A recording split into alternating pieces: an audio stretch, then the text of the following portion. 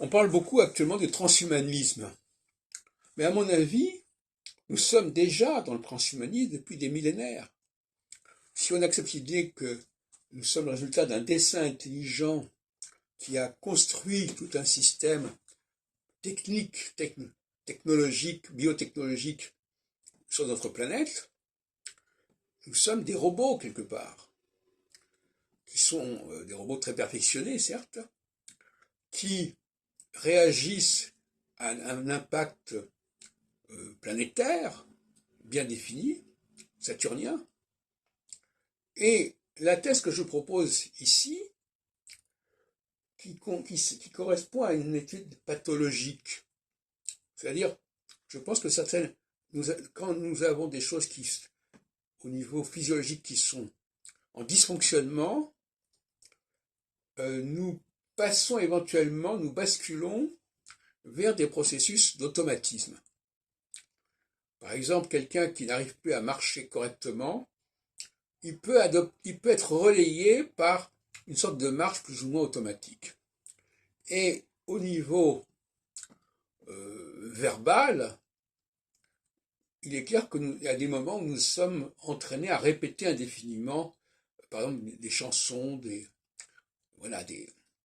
qui nous traînent, que nous avons dans la tête. Et ça aussi, c'est un côté mécanique. Donc, je crois que l'astrologie suppose une forme de mécanicité de l'être humain, du vivant. Ce n'est plus un vivant au sens classique du terme, c'est un vivant mécanisé.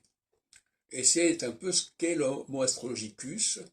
Nous sommes des êtres mécanisés, issus du vivant, certes, issus de la nature, certes, mais avec une autre dimension, un autre degré, qui, effectivement, pose des questions théologiques majeures,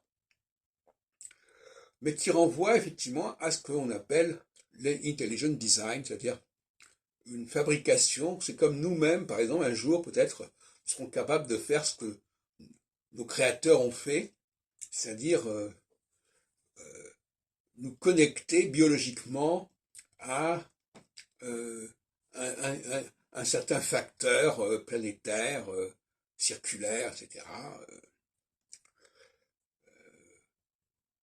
Il ne faut pas essayer d'expliquer l'astrologie uniquement ni par le biais de la nature, ni par le biais de constructions humaines, telles que nous sommes capables de le faire nous-mêmes à notre petit niveau, mais c'est la troisième voie que je préconise, à savoir, nous sommes les enfants d'un démiurge, ou ce qu'on pourrait appeler d'un surhomme, c'est-à-dire un être, nous sommes des humains, mais qui nous sont extrêmement supérieurs, en quelque sorte.